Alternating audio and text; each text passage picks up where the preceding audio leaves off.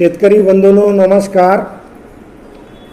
या आठवड्यामध्ये महाराष्ट्रातील सर्व जिल्ह्यांमध्ये हलक्या ते मध्यम स्वरूपात काही ठिकाणी पावसाची शक्यता आहे, तर काही ठिकाणी मुसळधार विस्तृत स्वरूपात पावसाची शक्यता आहे। ते जिल्हावार माहिती आपण घेऊच, पण त्यापूर्वी काही शेतकरी मंडळींनी मला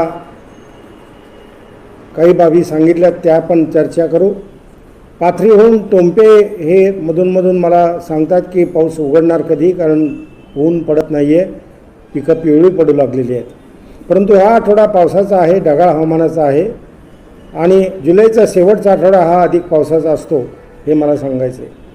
पिंपळगाव बसवंतहून देखील द्राक्ष बागायतदार शेतकऱ्यांचे काही फोन आले की पाऊस पिकांच्या क्षेत्रात आहे, परंतु धरणं भरणार का हा मोठा प्रश्न आहे आणि धरणं भरली नाहीत तर फार मोठा चिंतेचा विषय आहे। पण मी या बाबतीत ठामपणे सांगतो, महाराष्ट्रातील बहुतांशी धरणं आता काही प्रमाणात भरलेली आहेत, काही अर्ध्यापर्यंत भरलेली आहेत। कोयना देखील धरण मोठ्या प्रमाणात पाणी तिथे येतं आहे आणि तेही भरणार आहे।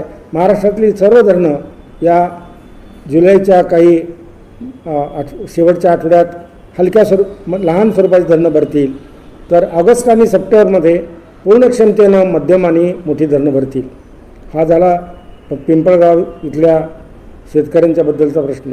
या पद्धतीनं मालेगाव, लातूर, सोलापूर, नाशिकमधील सटाणा या भागात पावसाचं प्रमाण कमी असल्याचं काही शेतकऱ्यांनी कळवलं आहे। या बाबतीत मला हे सांगायचं आहे की हा जो पूर्व भाग आहे, या पूर्व भागात ऑगस्ट आणि म्हणजे नाशिकचा देखील पूर्व भाग, या भागामध्ये ऑगस्ट आणि सप्टेंबरमध्ये साधारणपणे 9 जोराचे पाऊस होतात आणि त्या पावसाने रब्बीची पिकं देखील चांगली येतात। आत्तापर्यंत खरीपात निदान पिकं वाढतील, जोमानं राहतील अशी स्थिती आहे, त्यामुळं चिंता करण्याचं फारसं कारण नाही आहे। पिकांची वाढ चांगली आहे, आता पुढे देखील पाऊस चांगला आहे, एवढं त्यांनी जाणून घ्यावं।